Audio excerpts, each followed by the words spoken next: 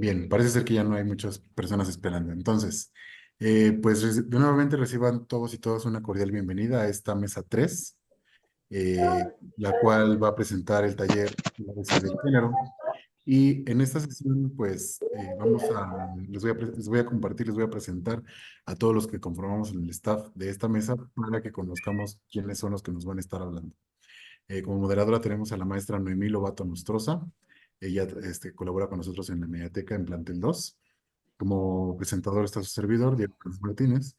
Y como técnicos académicos aquí en esta sesión nos van a estar apoyando el maestro Carlos Lecuitl Luna y la maestra Alma Rosa López Aparicio. Entonces, adelante, maestra Noemí, les cedo la palabra. Muchas gracias, Diego. Bienvenidos, bienvenidas a esta mesa número 3.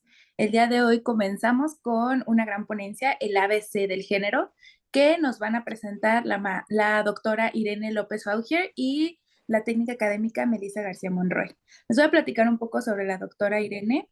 Ella es doctora y maestra en Derecho con mención honorífica por la División de Estudios de Posgrado de la Facultad de Derecho de la UNAM. Es especialista en Derecho Procesal y Derecho Civil por la Universidad de Salamanca, España.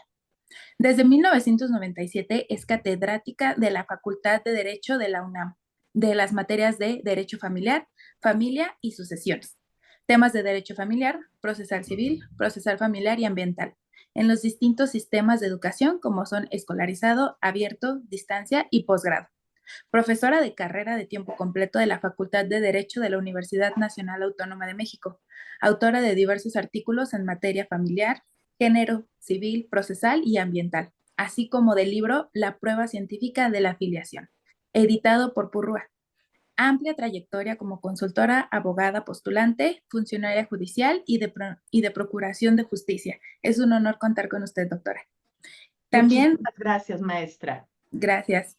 También está con nosotros la técnica académica Citlali Melissa García Monroy, quien cursó estudios en la Facultad de Derecho de la UNAM, teniendo formación en el tema de perspectiva de género, como diplomados, cursos y talleres. Ha colaborado en proyectos del Senado de la República, llevando a cabo gestiones en representación de diferentes estados de la República, contribuyendo al desarrollo legislativo y político del país. Ha laborado de manera autónoma dentro del jurídico de la Secretaría de la Mujer en la Ciudad de México.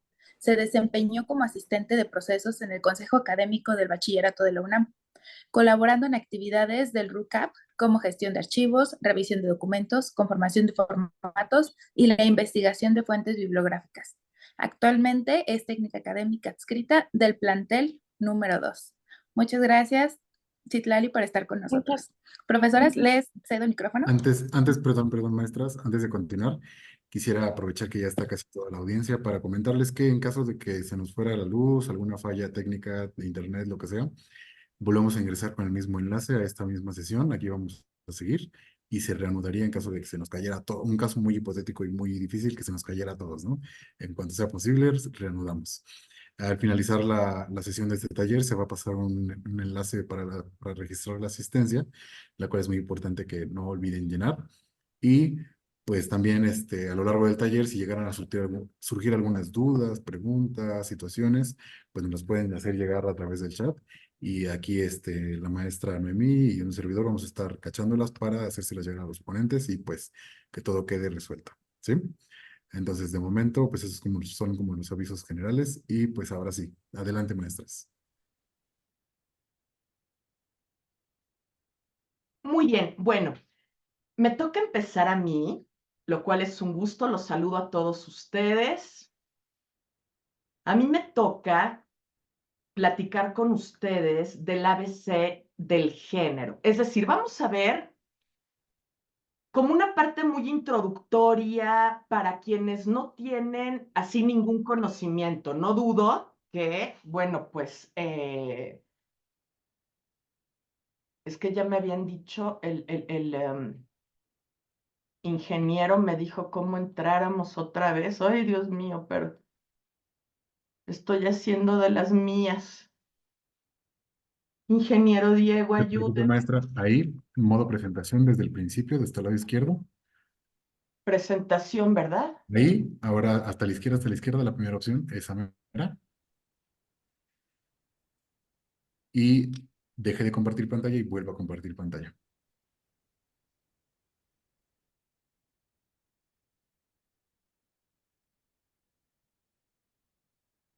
Muy bien.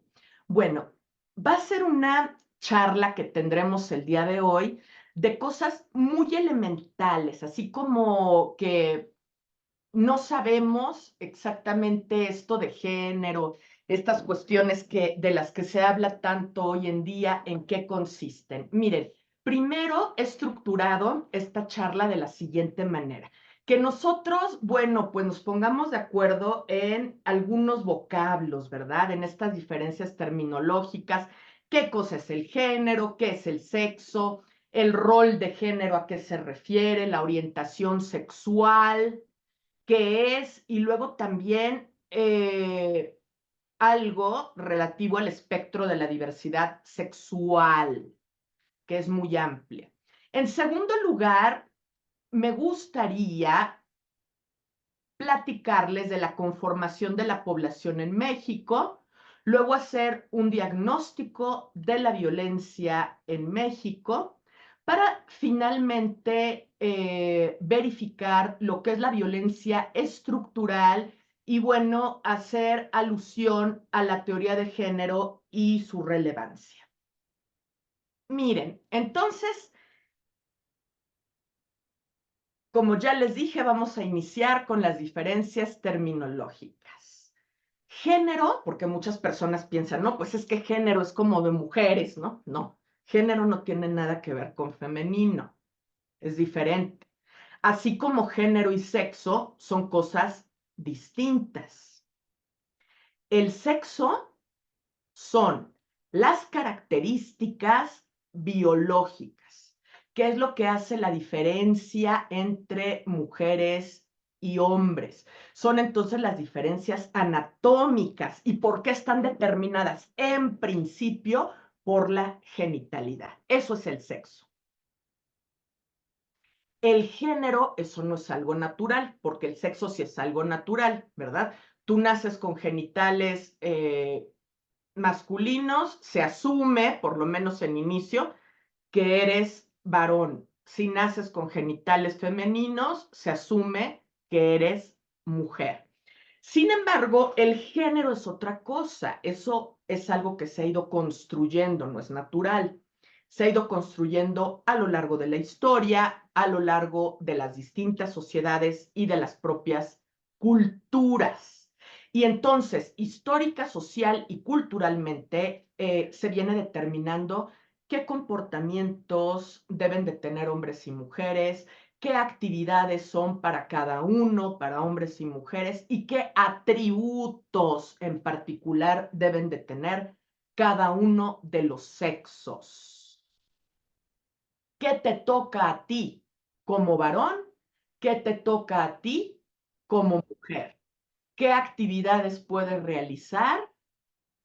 Y hasta cuál es tu comportamiento. Eso es propiamente el género, por eso se ha ido construyendo a lo largo de la historia de la humanidad, de las distintas culturas, las distintas épocas, las distintas sociedades. Bueno, ahora, ¿qué rol de género? Rol, pues se refiere a un papel. ¿Qué papel va a tener la persona? El sexo de una persona es lo que determina en esta construcción social cuáles son las actividades, los comportamientos y los atributos, particularmente, ¿verdad?, de hombres y de mujeres. Cómo actividades, comportamientos y atributos están determinados dependiendo si eres varón o eres mujer. Y bueno, históricamente, culturalmente, socialmente, se atribuye que las actividades femeninas se van a restringir al ámbito privado. Las mujeres particularmente, porque biológicamente son las que dan a luz, bueno, pues tienen a su cargo la reproducción en particular, el trabajo doméstico como si fuera exclusivo de las mujeres. y el cuidado de las personas, no solamente de los descendientes, no de la pareja, sino también si hay adultos mayores en una familia, también le corresponde a la mujer dedicarse al cuidado.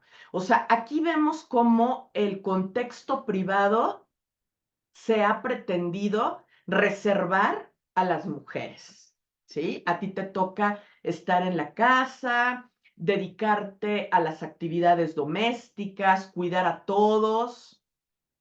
Las actividades de cuidado son muy importantes, particularmente de tus descendientes, de otra persona con capacidad jurídica plena e incluso, bueno, de las personas enfermas o de las personas de la tercera edad.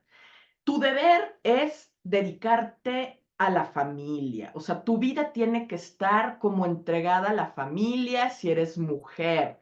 Eso es lo que se ha pretendido.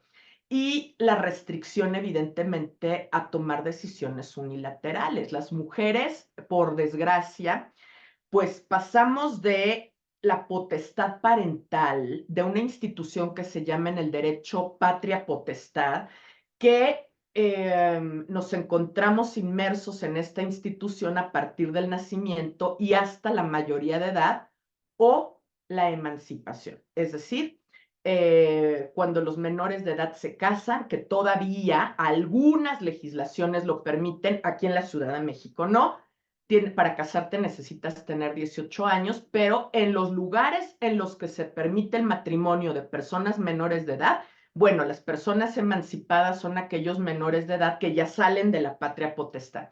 Entonces, la historia de todas las personas es que nosotros, y particularmente de las mujeres, estamos en la patria potestad bajo el control, la vigilancia, el cuidado, la protección paterna, hasta la mayoría de edad.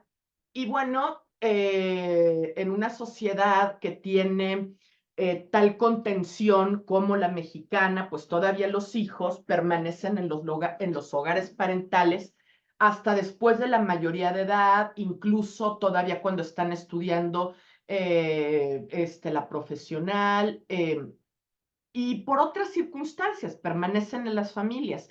Pero el caso particular de las mujeres es que las mujeres pasamos de la patria potestad, de la potestad de los padres, de los progenitores, a la potestad marital, que después de que ya termine el ciclo con tu familia, tu marido básicamente va a ser como tu cuidador, protector, y entonces a quien le tienes que pedir permiso, o sea, se pretende que sea de esa manera.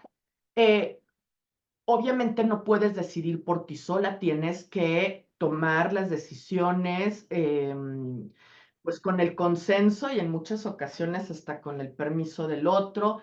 Obviamente se pretende que se tenga una actitud sumisa y obediente y totalmente se desaprueba, se rechaza que una mujer tenga carácter o que una mujer actúe lo que podría considerarse como violenta porque defiende sus derechos o porque está empoderada, ¿verdad? O sea, eso en los roles de género, pues no es posible que las mujeres actúen de esa manera. Esa ha sido la construcción que se tiene a lo largo de la historia. Y en el caso de los hombres, bueno, pues ahí es totalmente al revés. La actuación particular de los hombres se debe desarrollar en el ámbito público, porque todavía existe la creencia en muchos lugares, porque en México hay muchos, ¿verdad? No solamente es la Ciudad de México, que es un contexto totalmente urbano, y consideremos que hay partes totalmente rurales, ¿verdad? Algunos pueblos de Tlalpan, de la Magdalena Contreras, de Coajimalpa, de Xochimilco, de Tláhuac, bueno, hay una gran parte rural incluso, aquí mismo en la Ciudad de México, y qué decir del interior del país. Entonces, esta es la concepción que se tiene básicamente, que los hombres son los únicos o los principales proveedores del hogar. En las grandes urbes esto ha ido cambiando de alguna manera, pues porque es caro y porque ambos miembros de la pareja necesitan tener una retribución fuera del hogar. De lo contrario, no se puede hacer frente a los gastos. Pero en la mayor parte todavía de los lugares se piensa que los únicos o principales proveedores del hogar, los que tienen que ganar más, los que tienen que enfrentar como mayores responsabilidades son los varones. Y además ellos, bueno, pues ellos sí no pasan nada de que pasan de la patria potestad, de la potestad parental a otra potestad para nada. Ellos, una vez que termina la patria potestad, son total y absolutamente libres, ¿sí? Para tomar decisiones, ahí sí, unilaterales. O sea, no se concibe que los hombres le pidan permiso absolutamente a nadie para desplegar su vida.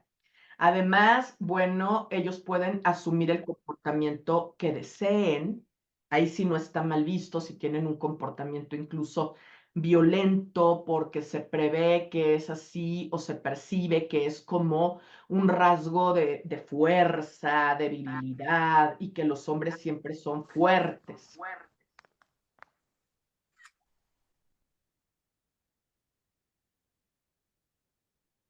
De acuerdo precisamente a estos roles de género, ¿qué es lo que podemos decir? ¿Qué es lo que tenemos que visibilizar?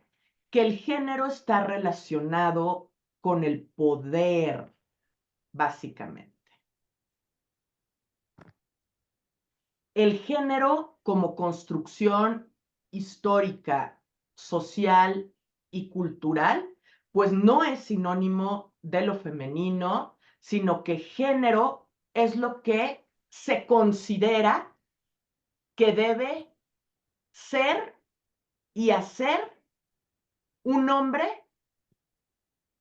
y una mujer. Es como, a ver, te voy a dar las características. Tú eres mujer, te toca tal. Tú eres hombre, te toca esto. Eso es básicamente el género, lo cual no tiene que ver porque género entonces es de ambas partes, ¿no? De mujeres y de hombres, es de todos.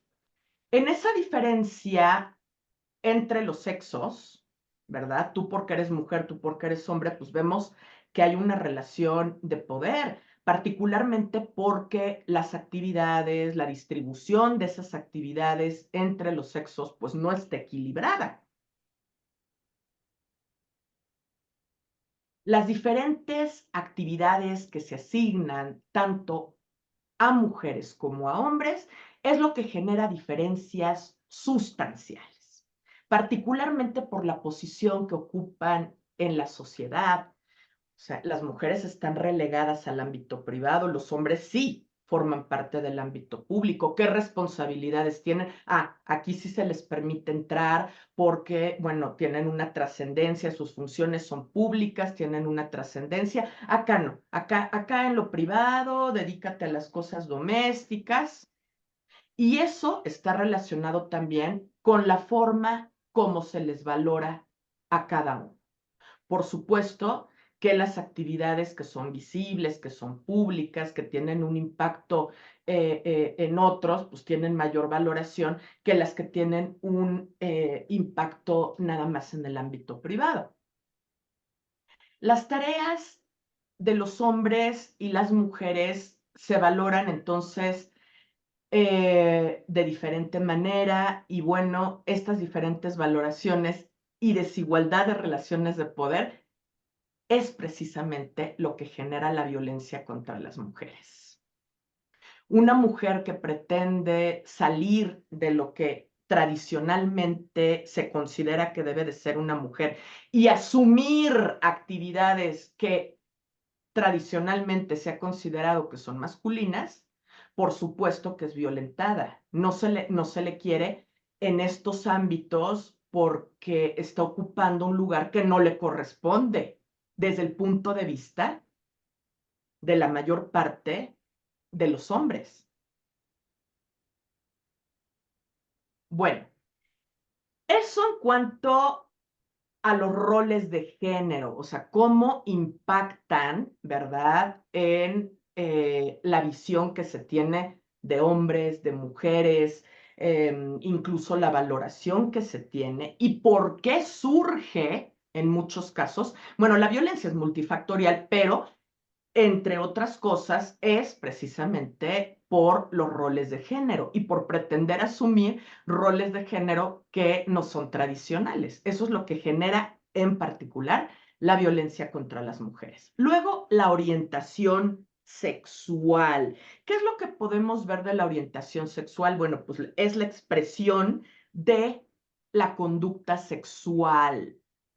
¿Qué atracción sentimos? Afectivamente, ¿a quién nos sentimos atraídos, eh, eróticas, sexualmente, unas personas con otras? Eso es la orientación sexual.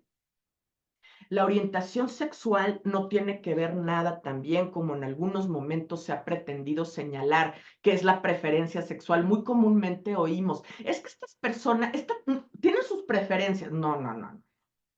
La preferencia sexual puede ser consecuencia de la orientación sexual, pero resulta que la orientación sexual ni siquiera es elegida, sino que es innata. Miren, les explico un poco esto. Desde el descubrimiento del genoma humano, se ha verificado que hay genes que específicamente están relacionados con la orientación sexual. Y por eso en las familias observamos, porque genéticamente se hereda. O sea, tú no lo eliges, porque entonces no, ni tampoco lo aprendes, ¿no? Porque como de personas que son heterosexuales hay hijos homosexuales. Tú no lo eliges, es algo innato y que viene incluso, está relacionado con una cuestión de naturaleza genética, ¿sí? Llama la atención, pero efectivamente hay familias en las que genéticamente, bueno, pues hay varias personas que pertenecen a la diversidad sexual. Y la preferencia sexual es otra cosa, es cómo me gusta, ¿sí? O sea, la orientación sexual es de quién me siento atraído, quién me gusta afectiva, intelectual, emocional, físicamente, quién.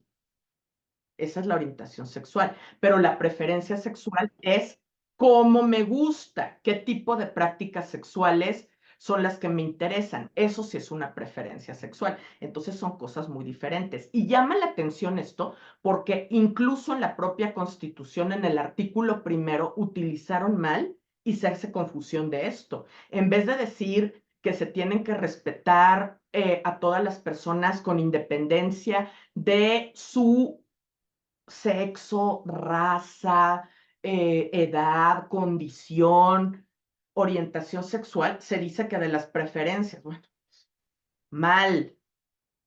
Ahora, ¿qué es la diversidad sexual? Bueno, es la manifestación de la pluralidad de intereses sexuales. La heterosexualidad es la atracción sexual emocional que se tiene hacia personas del sexo opuesto. Y bueno, la heterosexualidad es básicamente se define, o sea, como el comportamiento sexual reproductivo. Se considera que es una sexualidad dominante. Y bueno, a partir de esta sexualidad, por los contextos religiosos, morales, se califica y se discrimina a las demás manifestaciones sexuales. Históricamente, nada más se ha pensado que hay heterosexualidad y homosexualidad, y por supuesto que no. Como decimos, hay una pluralidad de manifestaciones sexuales, no nada más la heterosexualidad y la homosexualidad. La homosexualidad definitivamente no es la única alternativa a la heterosexualidad. La diversidad sexual es amplia, es variada, y resulta que cada día está más llena de matices, cada día tiene una mayor complejidad. Tenemos, o sea, siempre que nos referimos a la diversidad sexual, decimos así, LGBTIQ más. ¿Por qué? Porque esto es lo que podría estar definido, pero no sabemos qué más. ¿A qué se refiere esto? Bueno, homosexualidad, homo igual, atracción sexual o emocional hacia personas del mismo sexo. O sea, homo no viene de hombre y puede contemplar entonces hombres o mujeres, a ambos, que sienten atracción por personas de su mismo sexo. Gay son varones, también se les llama de esta manera por el vocablo inglés, que son varones que tienen una atracción hacia otros varones. Lesbiana es una fémina que siente atracción por otras mujeres, pero si también denominamos homosexual a una mujer, no es que nos refiramos a la raíz latina es igual, no es que nos refiramos a hombre como homo de hombre, no, es igual sexo. Te gustan las personas de tu mismo sexo. Pero bueno, en esta pluralidad de diversidades sexuales se hace la distinción gay, lesbiana, bisexual, personas que tienen una atracción física, emocional y o sexual con personas de ambos sexos. Travesti. Bueno, travesti normalmente es una persona que se viste del sexo opuesto al que nació, pero no tiene problema con su sexo de nacimiento. Se acepta y se identifica con ese sexo de nacimiento. Puede utilizar permanentemente o nada más para temporalmente, ocasionalmente, la vestimenta del otro sexo y puede ser por distintos motivos, incluso por cuestiones laborales o también por gusto, por un interés erótico. Bueno, tenemos otros dos grupos que son transgénero y transexual. Primero tenemos que ver cuáles son las semejanzas de las personas trans, así denominadas coloquialmente. ¿Qué semejanzas tienen? Y es importante que nosotros como docentes sepamos esto porque, bueno, pues tenemos alumnos que tienen este tipo de condición, ¿verdad? Que pertenecen a esta manifestación sexual y bueno, hay personas transgénero y transexuales, es diferente. ¿Qué cosa une a transgénero y transexual? Bueno, ambos grupos de personas son personas que están insatisfechas con su sexo de nacimiento. Aquí por eso les pongo esa foto. Resulta que un infante nació varón, pero está insatisfecho con ser varón. Siempre se ha sentido, incluso psíquicamente, tiene la convicción de pertenecer a un sexo opuesto, ¿sí? Se ve como mujer. Y esto empieza desde 3 años aproximadamente, que los menores empiezan a tener conciencia y que sienten que están encerrados en un cuerpo equivocado. Ellos así se definen a sí mismos como personas que tienen un cuerpo equivocado. Hombres encerrados en el cuerpo de una mujer o mujeres encerradas en el cuerpo de un hombre. Eso es en general, es lo que une a transgénero y a transexual. Ambos son personas que tienen una insatisfacción con su sexo de nacimiento. Psíquicamente, como les digo, tienen la convicción de pertenecer al sexo opuesto.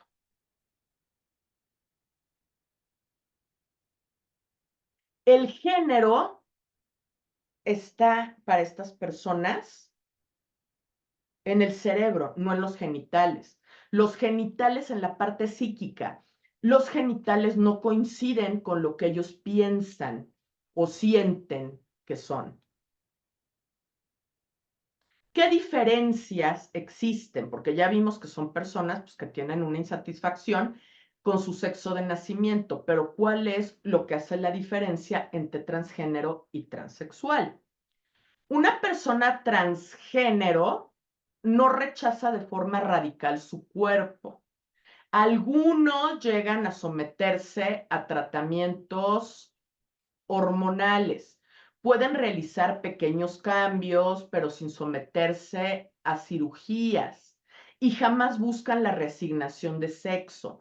Incluso hay gente que ni siquiera se somete a ningún tipo de hormonas, nada. Simplemente, bueno, pues se hacen pequeños cambios, pero no buscan la reasignación de sexo que ya implica tener un trámite que hoy en día aquí en la Ciudad de México se puede realizar, un trámite administrativo para cambiar de su acta original, cambiar su nombre de pila y su sexo en el acta. Eso busca la reacción sexogenérica, cambiar los papeles de identidad de una persona para poder tener un INE, un pasaporte, si yo nací varón, para que me puedan llamar con una denominación femenina y que me verifiquen con un sexo femenino. ¿Por qué? Incluso ya mi apariencia, pues es la del sexo contrario al sexo con el que nací. Pero estas personas transgénero no buscan eso. Se realizan pequeños cambios y muchas veces no se realizan ningún cambio. O sea, transgénero es eso. Son modificaciones muy pequeñas, no buscan reasignación de sexo, tener papeles del sexo opuesto al que nacieron. Son personas a veces nada más encerradas en un cuerpo que no sienten como propio, pero no quieren hacer más allá. Sin embargo, transexuales, sí, transexuales se someten a múltiples tratamientos hormonales y quirúrgicos, porque a ellos sí les interesa, a las personas transexuales, transformar su apariencia física a su sexo psíquico. Buscan una reasignación de sexo. Ellos si quieren tener el trámite administrativo consistente en modificar de su acta primigenia, que así se denomina su primer acta, cuando son bebés y que son por primera vez registrados, ellos si quieren cambiar su nombre de pila y su sexo. ¿Para qué? Para que sus identificaciones oficiales ya tengan esa nueva identidad. Entonces, esos son los transexuales.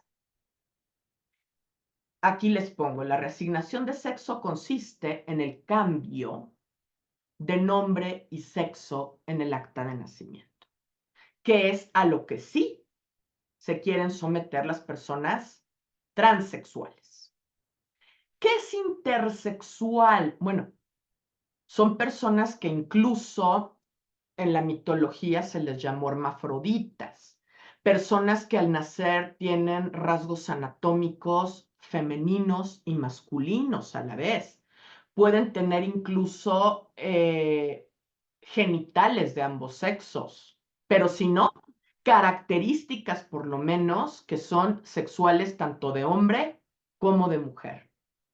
Y hasta llegar a tener al mismo tiempo ambos genitales, masculinos y femeninos.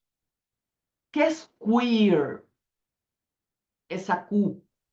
Bueno, queer son personas que rechazan la clasificación de la diversidad sexual. Son personas que no quieren estar encasillados, ¿sí? Consideran que el ser designados con una denominación, pues es limitante, es incluso discriminatorio, o sea, son personas que no quieren ser designadas ni como heterosexuales, homosexuales, ni intersexuales, ni bisexuales, o sea, no. Simplemente son.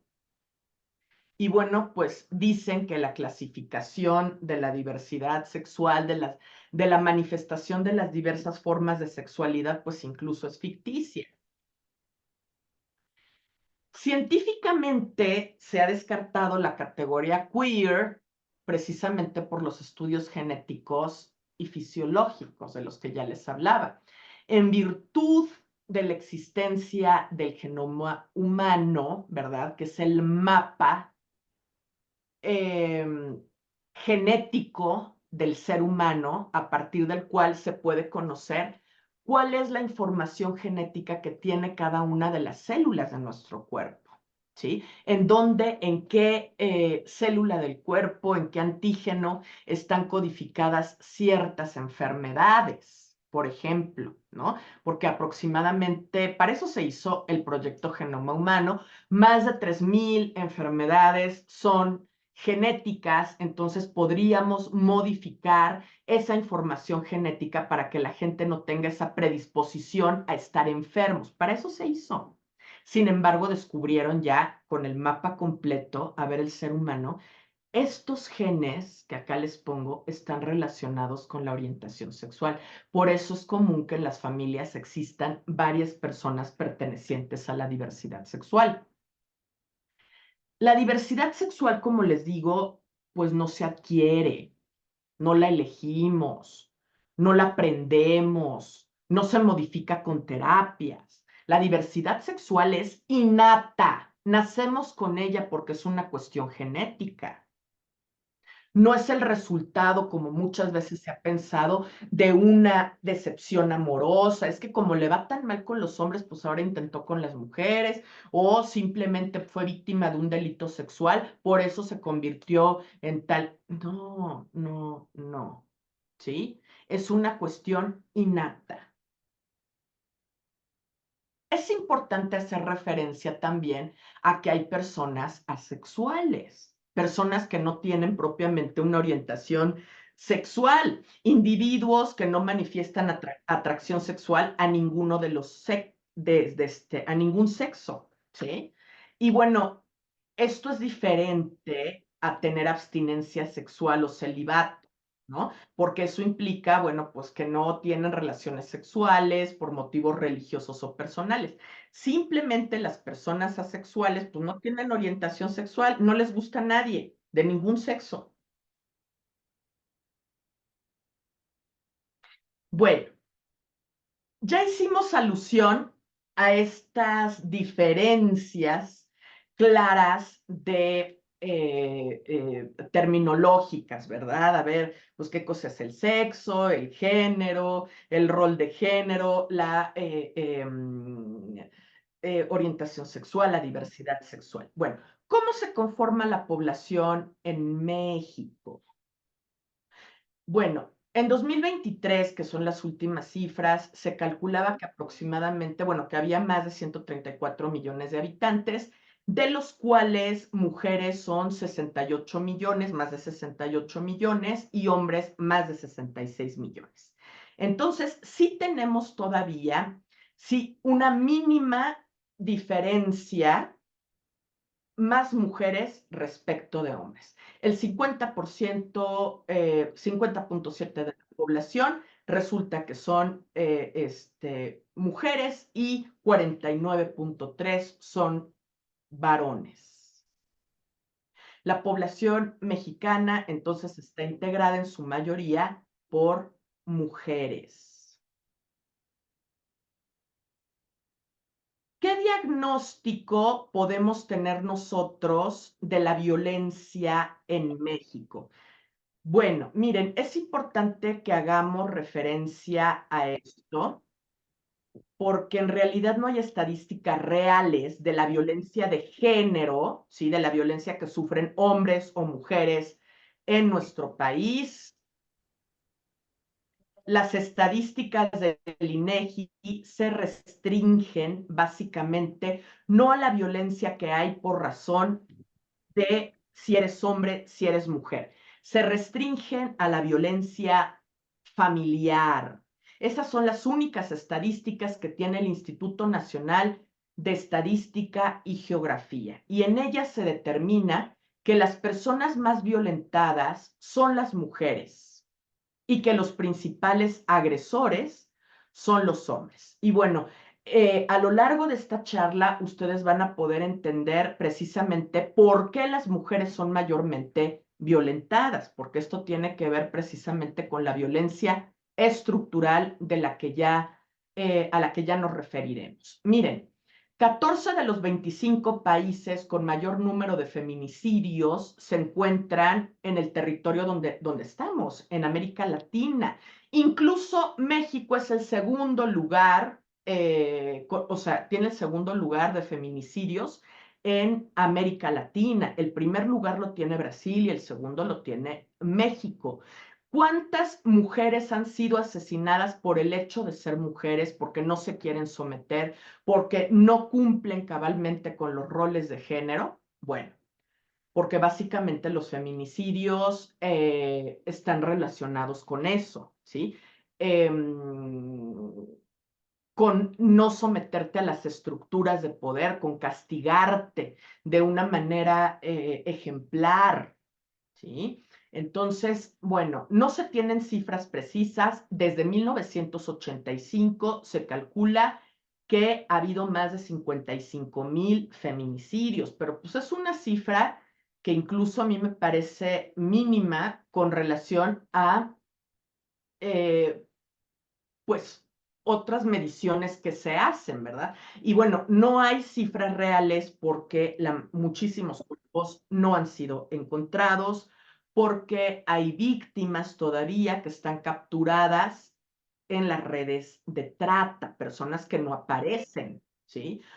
Que pueden estar vivas, pero que forman parte de las redes de trata, y otras personas que ya incluso, pues, no se pueden encontrar porque la delincuencia organizada tiene determinadas técnicas, ¿verdad?, para desaparecer los cadáveres. Por ejemplo, hay una práctica muy común que se llama lechada, que consiste en hacer un hueco o en tambos, o puede ser un hueco en el propio suelo, y hacer una mezcla de ácido con cal. Y ahí es a donde van a vertir los cadáveres. Entonces, ahí mismo se disuelven y por eso la mayor parte de los cuerpos no se han encontrado. México, no les tengo que decir esto, ni son noticias así, yo creo que es una cosa que ustedes han verificado, pues que es uno de los países más peligrosos para las mujeres. Y obviamente ese peligro, esa violencia que está totalmente sin control, bueno, pues tiene lugar en un clima de impunidad, en donde no reciben castigo las personas agresoras, y de corrupción, porque son las propias autoridades las que quieren normalizar, invisibilizar los delitos, las agresiones, y que en muchas ocasiones no hacen su trabajo o hasta apoyan a los agresores. Les digo que no hay cifras específicas, pero se han hecho otro tipo de mediciones, y aproximadamente cada 2 horas una mujer es asesinada en México. Diariamente se considera que se asesinan en promedio 11 mujeres. En muchas ocasiones han dicho, es que hay más número de hombres que son asesinados. Sí, pero ¿cuál es el motivo? O sea, a los hombres se les asesina porque, bueno, son ajustes de cuentas. También, claro, hay gente que es víctima de delitos, pero a las mujeres particularmente sí tiene que ver con darles un castigo ejemplar, castigarlas porque no hicieron lo que se pretendía que tenían que hacer. Entonces ahí son otros motivos por los que se asesinan las mujeres en México. Y la exigencia de la justicia en nuestro país, pues te cuesta la vida, pues estamos en un clima, como les digo, de impunidad y de corrupción. Miren, algunos casos que ustedes deben de recordar y que yo creo que es importante para sensibilizar a nuestros alumnos, es hablar de esto, porque esto es muy importante. En el 2008, en Chihuahua, esta chica que aparece en la foto, de nombre Rubí Marisol Fraire, una chica muy jovencita, como las que tienen ustedes de alumnos, que son muchachas pues de la preparatoria, del bachillerato, de 16 años, fue asesinada por su pareja sentimental. Ella es su madre, muy probablemente la conocen, porque hay hasta un documental que se llama Las tres muertes de Marisela. Ella es Marisela Escobedo. Después de que su hija es asesinada, ella inicia una lucha campal contra el homicida, que es este sujeto, que bueno, Barraza Bocanegra, en ausencia, fíjense, en ausencia el tipo, porque, bueno, pues se les dio a la fuga, fue sentenciado a 50 años de prisión. Se le detiene en el 2009 y apeló la sentencia. Es decir, la sentencia del juez del conocimiento, del juez penal de primera instancia, este sujeto se inconforma con esa sentencia de 50 años y cuando apela la sentencia, que conocen de esa sentencia un grupo colegiado, un cuerpo colegiado de 3 magistrados, en la apelación, esta gente irresponsable lo exoneró. Irresponsable y corrupta, ¿eh? Aun cuando estaba confeso, aun cuando admitió haber asesinado a Rubí Marisol. Pero simplemente, ¿por qué se consideró eso? ¿Por qué se le exoneró? Porque la confesional no está considerada una prueba reina. O sea, el hecho de que tú te impliques en un delito no es causa suficiente para que te sentencien. Pero no era nada más la confesional del tipo. Había otros elementos de prueba que verificaban su probable responsabilidad en el asesinato de esta chica. Y bueno, obviamente cuando apela y se le exonera, el tipo se va y así anduvo en varios estados. En el amparo, porque obviamente la mamá de esta chica se amparó, pidió la protección de la justicia federal para cambiar esa sentencia de apelación y bueno, confirmaron su culpabilidad, pero jamás se le detuvo, porque además este tipo ya estaba involucrado con el grupo delictivo de los Zetas. Marisela luchó tanto eh, pidiendo justicia que el 16 de diciembre la asesinaron enfrente del Palacio de Gobierno de Chihuahua. O sea, enfrente de una instancia de la administración pública. ¿Cómo es posible? ¿Sí? Frente al Palacio de Gobierno. Incluso ahí se encuentra una placa conmemorativa para nunca olvidar lo que le pasó, el nivel de impunidad que existe en este país y de violencia contra las mujeres. Este tipo, afortunadamente, pues el que a hierro mata, a hierro muere, 2 años después, porque él mandó asesinar a Marisela para callarla, lo asesinaron en un enfrentamiento con militares porque ya pertenecía, como les digo, a los Zetas, lo asesinaron. Aquí la cuestión es que fue como la justicia divina, si es que creemos en la justicia divina, ¿verdad? O la justicia del universo, lo que sea. Pero la justicia de las personas, la justicia del ser humano, esa justicia nunca pudo detenerlo, a pesar de ser condenado. En nuestro sistema normativo tú puedes ser condenado, pero para ejecutar una sentencia es todo un problema. Tenemos también, hay otros casos menos conocidos como el de Marisela Escobedo, por ejemplo, el de Miriam Rodríguez, cuya hija de 20 años, Karen, también fue secuestrada y asesinada en Tamaulipas. Esto ocurre en el 2014 y Miriam se da la tarea de investigar el crimen de su hija porque evidentemente las autoridades nunca le hicieron caso. Ella se cortó el pelo, se lo pintó, se hizo pasar por encuestadora, por trabajadora de la salud, por funcionaria electoral, de todo para poder llegar incluso a los familiares de los asesinos para la investigación que realizó, para conseguir nombres, direcciones. Inventó todo tipo de pretextos para acercarse a la familia de los responsables y para investigar en dónde se encontraban estas personas e investigar hasta los más mínimos detalles.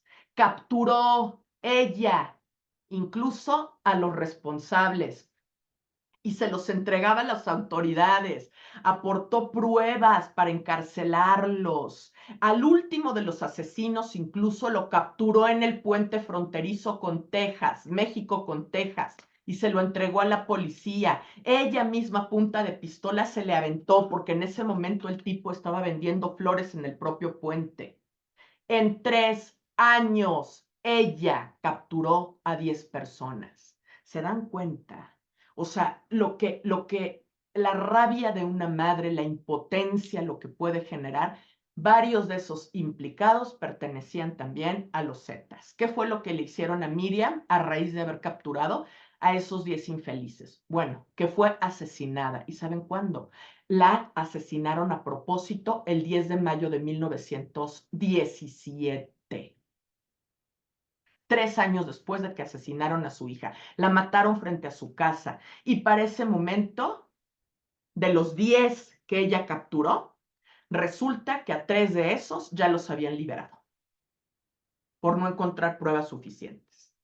Aquí otro caso, en el 2019, el caso de María Elena Ríos. Deben recordarla, una chica que era saxofonista, muy jovencita de 26 años, que fue atacada con ácido sulfúrico. Y esto pasó en Oaxaca. Y el autor material entró a su casa con engaños, o sea, no fue en la calle, no, no, no, entró a su casa con engaños. El autor intelectual fue su expareja, un individuo que era exdiputado del PRI en Oaxaca y que además era dueño de una radiodifusora, Vera Carrizal. ¿Y saben por qué? ¿Por qué le desfiguró la cara? Por no querer continuar con la relación que tenía de violencia con ella, que la tenía totalmente sometida. Por decir no. Este es el asesino que estuvo prófugo y en la radiodifusora de su propiedad se dedicó a levantar falsos y a revictimizar a María Elena. Finalmente no le quedó de otra y en el 2020 se entregó. Y actualmente, como está enfermo, un juez le concedió la posibilidad de que tenga la condena así, domiciliaria. En 2019, muy probablemente oyeron de este caso de Abril Pérez Zagaón, quien también fue asesinada, y el autor intelectual fue su esposo, un director de Amazon. El agresor intelectual ya incluso tenía denuncias en su contra que Abril le había interpuesto por la tentativa de homicidio. Y un juez, fíjense nada más el tipo de respuestas que da un juez. Había desestimado la denuncia y había desestimado la acusación de tentativa de homicidio diciendo que si hubiera querido matarla, lo hubiera hecho, a pesar de que estuvo a punto de degollarla con una navaja. Pero ese fue el argumento del juez. Es que si realmente hubiera tenido la intención de matarla, pues la asesina. O sea, ¿qué tal? A pesar de haber estado a punto de degollarla. El asesinato de Abril fue perpetrado por 2 sujetos quienes venían en una moto. Resulta que habían salido de una audiencia, Abril con el asesino intelectual, el esposo, en la que se estaban disputando la guarda y custodia de los hijos, es decir, con quién se iban a quedar a vivir. Entonces, ella consiguió la guarda y custodia de los hijos, que se quedaran a vivir con ella. Entonces, saliendo de la audiencia, una motocicleta en movimiento con 2 sujetos la alcanzó y le dieron 2 disparos. uno en la cabeza y otro en la espalda, y la asesinaron frente a sus hijos. Este es el agresor, de apellido García. Agarraron a los autores materiales, quienes confesaron que les habían pagado por la muerte de esta chica 180,000 pesos. No se le ha encontrado, está prófugo, la Interpol lo busca en más de 190 países. En el 2023, a finales, en Jalisco, que es un lugar, bueno, se llama Poncitlán, Jalisco, es un lugar que está a 1 hora de Guadalajara. Resulta que una mujer y su madre fueron a denunciar el delito de violencia familiar en contra del marido de la chica. Y bueno, al llegar al Ministerio Público, la víctima muy jovencita de 21 años, la madre de 45 años, el agresor se da cuenta de que ellas van a denunciarlo, se mete y ahí mismo en el Ministerio Público las asesinó. O sea, en las propias instancias de administración, procuración de justicia, de administración pública. La víctima, esta chica, Alondra Franco Tinoco, su madre Liliana Tinoco. En el MP no había policía, solamente había personal administrativo y el sujeto agresor de apellido Rodríguez se dio a la fuga a otro estado, porque les digo que esto sucedió en Jalisco, y finalmente lo detienen en Nayarit. Ingrid Escamilla, de 25 años. Esta chica fue asesinada en el 2020 en la alcaldía Gustavo Amadero. La asesina también la pareja sentimental, apellido Robledo Rosas, un sujeto con el que esta chica tenía una relación de 5 años, un hombre mucho mayor que ella.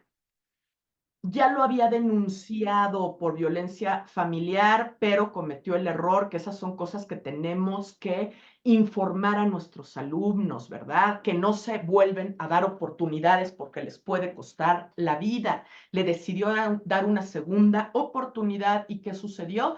Que la asesinó brutalmente con un cuchillo de la cocina. Y fue un asesinato brutal porque le arrancó la piel desde la cabeza hasta las rodillas. Bueno, el caso es que el asesinato de esta chica fue una cosa espantosa, le quitó la piel de la cabeza hasta las rodillas y luego tiró los órganos al inodoro. Obviamente, ¿qué sucedió? Pues que tapó el drenaje y así es como se dieron cuenta. Las imágenes del crimen, este asesinato fue muy famoso porque las imágenes del crimen fueron filtradas por el propio personal de investigación de la Procuraduría, bueno, de la Fiscalía hoy, difundidas además por los medios de comunicación, lo cual es revictimizante totalmente para, pues para la víctima, ¿verdad? Y a raíz de este hecho se tipificó como delito el captar y difundir también material gráfico y grabaciones que puedan revictimizar a las víctimas. Bueno, ¿y qué decir de aquellos asesinatos que ha habido en los contextos del espectro, de aquellos que pertenecen al espectro de género y a la diversidad sexual? Quienes han sufrido y sufren de forma sistemática una violencia. Muchos de ellos han sido asesinados y no se tienen cifras precisas. Se calcula que desde el 2007 más de 500 integrantes de la comunidad LGBTIQ+ han sido asesinados y la mayoría, el grupo que mayores ataques recibe es el de personas trans. El segundo lugar es el de homosexuales. Aquí tenemos, por ejemplo, el caso de Jesús Ociel Baena Saucedo, que ustedes lo conocen, o por lo menos vieron en las noticias, se hacía llamar como el magistrade, bueno, doctor en Derecho académico y primera persona no binaria, que no se asumía ni como hombre ni como mujer, en haber sido designada no solamente en nuestro país, sino en toda América Latina como magistrado electoral, lo cual aconteció en Aguascalientes. Fue encontrado asesinado el año pasado a finales, 13 de noviembre del 2023, y la Fiscalía de Aguascalientes ha señalado, como de costumbre, ¿verdad?, revictimizando a las víctimas, no queriendo dar los informes correctos ni haciendo las investigaciones adecuadas, que fue asesinado por su pareja sentimental, quien tras haberlo matado se suicidó. Básicamente los dos fueron asesinados y que es una versión ridícula y que ha sido rechazada por su familia. Estos son algunos de los crímenes mediáticos. Y bueno, ¿por qué es importante recordarlos, no olvidarlos? Porque no acaban, ¿sí? La violencia por razones de género es desmedida y hay una violencia estructural. ¿Qué significa esa violencia estructural? Bueno, pues que no es una violencia directa, es una violencia que tiene que ver con la estratificación social. En los conflictos, ¿cómo se presenta esta violencia estructural? En conflictos de dos o más grupos sociales, porque se están disputando el acceso y el reparto de los recursos, que pueden ser de distinta índole, económicos, políticos, sociales y legales. El tipo de conflictos, bueno, pues satisfacción de necesidades humanas básicas, ¿verdad? Por eso es que se están peleando, incluso situaciones de supervivencia, de bienestar, de identidad, de libertad. ¿Quiénes están en conflicto? Son los grupos dominantes respecto de los grupos vulnerables.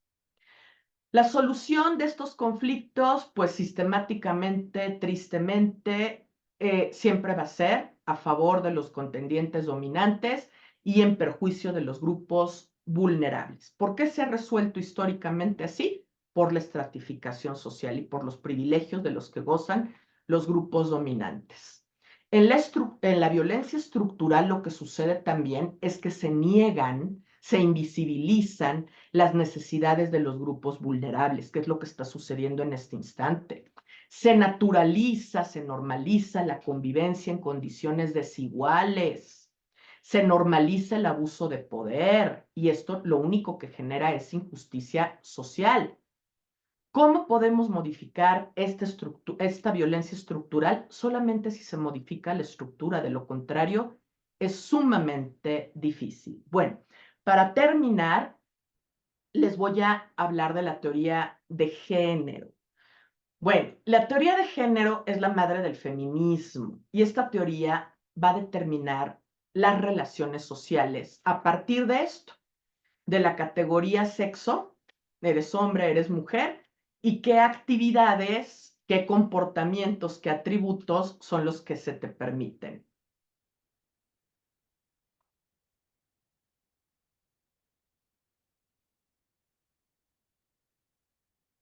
El feminismo que analiza, pues, estas desigualdades que hay entre hombres y mujeres, cuáles son los factores de subordinación de las mujeres a los varones, cuál es el motivo por el que las mujeres son oprimidas. Las teorías feministas, ¿en qué se centran? Bueno, se centran en el análisis del sistema patriarcal, que es un sistema dominante, un sistema androcéntrico.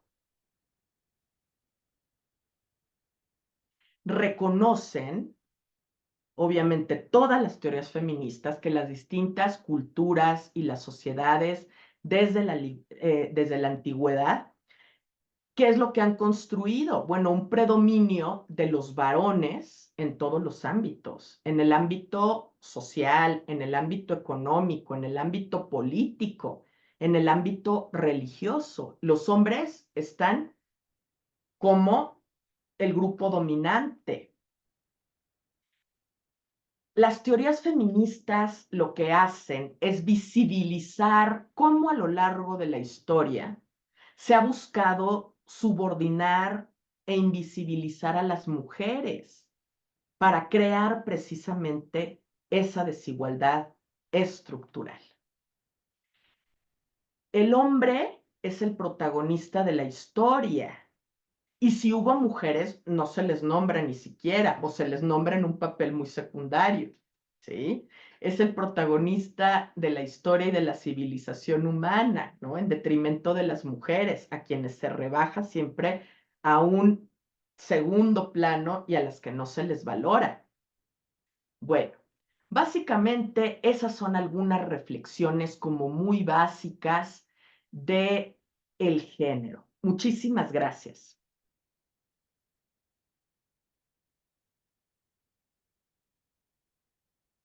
Muchísimas gracias, doctora.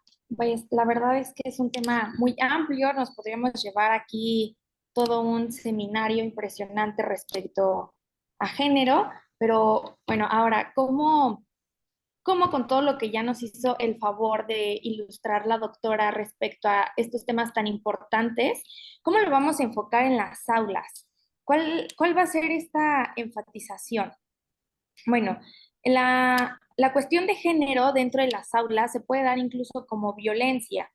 ¿A qué se refiere? Bueno, pues este tipo de violencia se va a definir como una discriminación, un abuso, un acoso, en donde, bueno, va a ocurrir dentro del entorno escolar.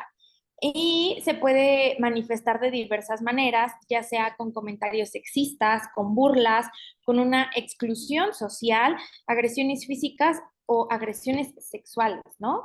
Es una palabra muy fuerte, pero puede haber otras conductas en donde se genere una situación dentro de las aulas. ¿Esto qué va a pasar? Que va a afectar a los estudiantes de una manera muy directa y va a crear un clima de intimidación y desigualdad. Obviamente, los estudiantes se van a ver perjudicados dentro de su rendimiento académico. Siguiente, por favor. Ahora, ¿cuáles son estos tipos de violencia que se pueden generar dentro de las aulas? En el contexto de un salón de clases va a ser crucial comprender diferentes tipos de violencia de género para, bueno, poder identificar y abordar adecuadamente cualquier situación o problemática que pueda llegar a surgir. En primera instancia, abordaría la de la violencia física. ¿Cómo es esto de la violencia física? Puede manifestarse a través de peleas entre estudiantes, incluso agresiones físicas por parte de un maestro hacia un alumno, lo que crea un ambiente de miedo e inseguridad. Otro punto es la violencia verbal.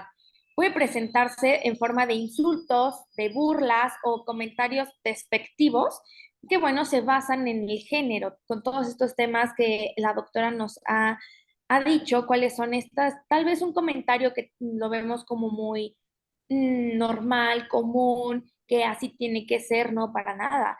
Afecta el autoestima y sobre todo va a afectar la confianza de los estudiantes, así como su capacidad incluso de participar efectivamente dentro del aprendizaje. Y sobre todo entra otro tipo de violencia, que es la violencia psicológica que se puede dar dentro de las aulas. Puede incluir el acoso constante o una exclusión social, incluso la difusión de rumores que se dan relacionadas al género, lo que puede causar un gran sufrimiento emocional y puede obviamente dificultar el rendimiento académico. Por lo que es fundamental que nosotros como docentes estemos muy atentos a estas formas de violencia de género y trabajemos afectivamente para prevenirlas, crear un entorno seguro y un entorno sobre todo de apoyo.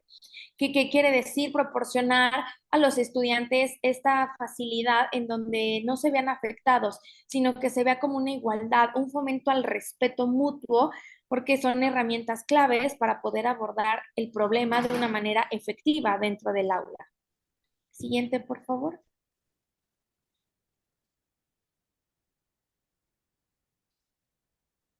Bueno, es un hecho que, siguiente, por favor, ingeniero. Es un hecho que existe una responsabilidad dentro de la escuela para la prevención y respuesta en la equidad de género. Pero ¿cómo es esta responsabilidad? Es muy complejo porque vamos a necesitar de una conciencia, de un protocolo, y yo no diría solamente uno, necesitamos diferentes protocolos para poder llegar al punto 3, que es la integración. En primera instancia, y muy lamentable, es la falta de educación en la equidad de género. No hay educación en equidad de género, no existe todavía un rubro que sea exclusivamente para género. Por lo tanto, seguimos teniendo conductas, tal vez de manera inconsciente, dentro de las aulas, en donde van a afectar el derecho de una educación segura y libre de discriminación. Teniendo el punto uno, que es lo que estamos haciendo, generar esta conciencia de construirnos para poder hacer una crítica de todas estas conductas de discriminación, se van a generar protocolos y generándose protocolos va a haber una integración dentro del salón de clases y para toda la comunidad, no solamente para los alumnos. Siguiente, por favor. Ahora, la responsabilidad de la escuela o la prevención de la violencia de género se da para poder tener un buen protocolo dentro de la escuela, bueno, en este caso dentro de la Nacional Preparatoria, y claro, incluida iniciación universitaria, estamos hablando de menores de edad, de chiquitos de 13, 14 años, en donde es fundamental poder tener una conciencia, pero sobre todo un protocolo dentro de las mismas. Pero, ¿cómo la prevengo? ¿Cómo prevengo estas conductas? En primera instancia, y con base a la educación, que es en donde nosotros tenemos esta responsabilidad, hay que tener políticas teniendo como consecuencia un acompañamiento. ¿Qué quiere decir? Que se tienen que integrar diferentes actuaciones para que los docentes puedan no educar de que estamos platicando cuestiones de género, sino ya educar con esta conciencia de tener una equidad. Siguiente, por favor. Ahora bien, el género tiene que quedar integrado al actuar del docente. ¿Cómo se crea un ambiente seguro? Bueno, es un verdadero reto. Es un reto, seguimos en esta constante lucha, en esta constante capacitación, porque se tiene que crear una sensibilización para los alumnos, capacitarnos a nosotros como docentes, como es el caso, pero sobre todo participar. ¿Para qué participar? Bueno, para que cuando nos dirijamos hacia los estudiantes, este cimiento o esté integrado en los diseños de las secuencias, es decir, poder organizarlos, en donde se tiene una incorporación de todos los elementos que ya la doctora Irene nos hizo favor de mencionarlos y ampliarlos muchísimo más. No solamente es quedarnos con una definición, sino es ya ponerlos en práctica y poder nosotros estar conscientes de todo lo que se está construyendo, toda esta construcción de cultura de respetos, me atrevo a decir esta palabra, pero siguiente, por favor. Pero sobre todo crear una cultura de igualdad, una cultura de respeto y una cultura de inclusión. Es un punto muy importante porque no solamente es una lucha en contra de alguien, sino es crear un entorno educativo libre de discriminación, inclusivo, en donde se tiene que fomentar la tolerancia también para la comunidad educativa y a su vez se van a promover derechos entre los estudiantes para generar una educación libre de violencia en toda la extensión de la palabra y poder tener esta capacidad de involucrar el género dentro de las aulas, evitando así diferentes comportamientos que se han ido arrastrando, por decirlo de alguna manera, en donde tal vez somos mm, como inconscientes de hacerlo, pero al generar toda esta conciencia y al generar una nueva cultura, se pueden tener grandes resultados, incluso para el desarrollo académico de los estudiantes. A grandes rasgos, muchas gracias, ingeniero. A grandes rasgos, esto puede ser una reflexión de todo lo que todos los comportamientos que se pueden generar dentro del aula. Por ende, vamos a elaborar una actividad, va a ser un Padlet, algunos tal vez ya van a estar relacionados con esta situación, algunos docentes no, explico la dinámica. Es un pizarrón virtual con todo lo que ya hemos escuchado a lo largo de este taller, es poder nosotros cuestionarnos, poder nosotros pensar si realmente estamos teniendo conductas de violencia, conductas que no están siendo tal vez buenas, criticar de igual forma cuáles son estos protocolos, cómo podemos integrar, cómo podemos poner en práctica dentro de las aulas todo lo que ya hemos escuchado, etcétera. ¿Qué es lo que hay que hacer? Esta es la actividad base. Se van a dividir en 5 salas distintas, por lo que cada sala va a tener una pregunta. En el chat, sí, en el chat el ingeniero ya nos hizo favor de poner el link Vamos a acceder a este link. Como les repetía, tenemos 5 salas distintas. Cada sala va a tener una pregunta que desarrollar en equipo. La primera sala es cuál es su responsabilidad como docente en la lucha contra la violencia de género en las aulas. La sala 2, dentro del Padlet, va a responder: mencione al menos 3 propuestas para crear entornos escolares seguros y respetuosos dentro de las aulas. A quien le toque estar en la tercera sala, la pregunta a contestar es: ¿cómo maneja los conflictos relacionados con el género entre los estudiantes en su aula? La cuarta sala, ¿cuál cree que sea una buena formación del personal docente en género para poder aplicarlo después, posteriormente, en el siguiente ciclo escolar, dentro de las aulas? Y la quinta sala va a tener que contestar la pregunta: ¿qué rol juegan los docentes para promover la equidad de género en las aulas?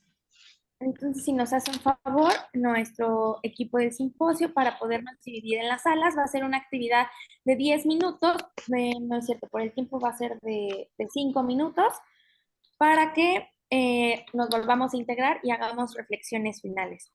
Si me apoyan, si son tan amables, por favor.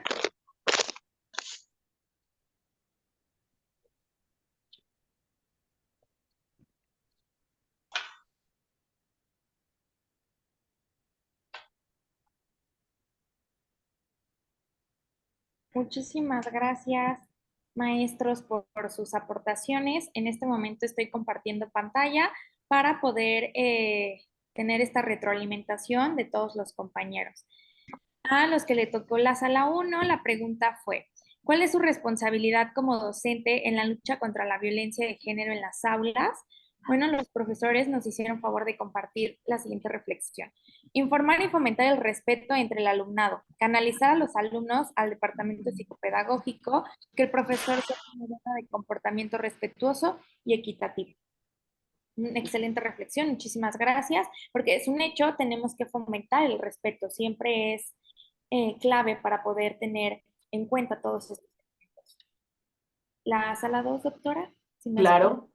Gracias, sí. Mencione al menos 3 propuestas para crear entornos escolares seguros y respetuosos dentro de las aulas. Y los compañeros nos dicen: tener un reglamento en clase desde el inicio del ciclo escolar, establecer reglas de respeto para alumnos, profesores y familiares, sensibilizar a todos los involucrados. Dar a conocer también al alumnado los protocolos a seguir si experimentan algún tipo de violencia. Mencionar también las sanciones en el reglamento. Hacer una reflexión con el estudiantado.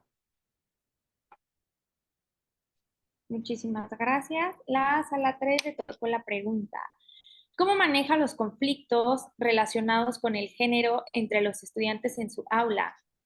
Los compañeros nos comparten: es necesaria una formación integral, estoy completamente de acuerdo, desde deconstruir la educación sesgada y comenzar a fomentar un Estado de Derecho en función de la persona y no limitando una característica individual. Es un hecho que cada quien tiene diferentes puntos de vista, pero al momento de poder compaginar todos ellos, bueno, vamos a crear una verdadera cultura. Me permite broma, leí la respuesta de la sala 4. Bueno, la respuesta, perdón. Leo la pregunta. La sala 4, ¿cuál cree que sea una buena formación del personal docente en el género para poder aplicarlo y después dentro de las aulas? Bueno, esa sería la respuesta. Exacto. La sala 5, ¿qué rol juegan los docentes para promover la equidad de género en las aulas? ¿Cómo puede contribuir a ello desde su posición como docente?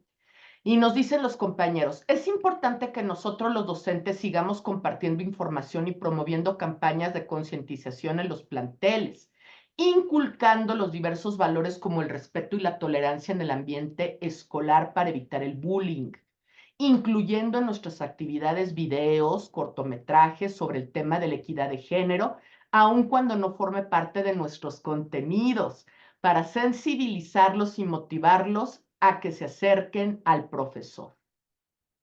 Pues muy importante que independientemente de la materia que dan, nosotros los involucremos en estos temas de tanta relevancia. Muchísimas gracias, doctora. Igualmente, muchísimas gracias a todos los docentes por sus reflexiones. Es un hecho que este tema no termina aquí, ni siquiera empieza aquí.